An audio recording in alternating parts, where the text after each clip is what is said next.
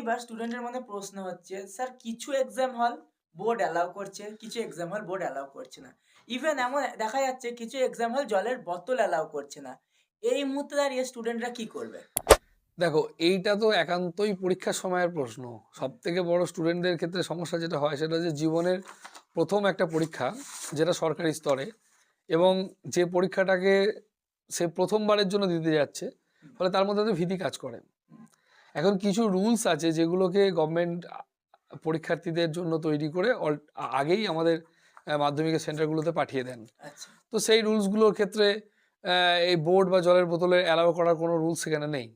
তো সেখানে আমার মনে হয় যে শিক্ষার্থীকে এটা মেনে নিয়েই, ওই ব্যাপারটাতে দ্বিমতে না গিয়ে ওটাকে মেনে নিয়েই যে আমি এটা নিয়ে কাজ করতে পারবো না, বোর্ড ছাড়াই আমায় লিখতে হবে, জলের বোতল ছাড়াই আমার বাইরে দেওয়া থাকবে জল, সেই জলে আমায় খেতে হবে।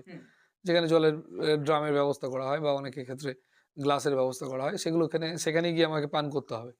তো সেইটা যা মনে সেট আপ যদি করে নেয় যে আমি এটা ছাড়াই করতে পারবো, তাহলে কোনো বিতর্ক বা কোনো দ্বিমত ছাড়াই সে পরীক্ষা হলে প্রবেশ করে সে কিন্তু তার সবটা দিয়ে আসতে পারবে। কারণ পরীক্ষা হলে শুরুতেই তার কনসেন্ট্রেশনটা খুব গুরুত্বপূর্ণ। সেটা যদি এই বোর্ড বা জলের বোতল এইসব ভাবতে গিয়ে ব্রেক হয়ে যায়, তাহলে দেখা যাচ্ছে তার পরীক্ষায় যে জানা জিনিসগুলো ছিল সেগুলো অনেকটা লস হতে পারে।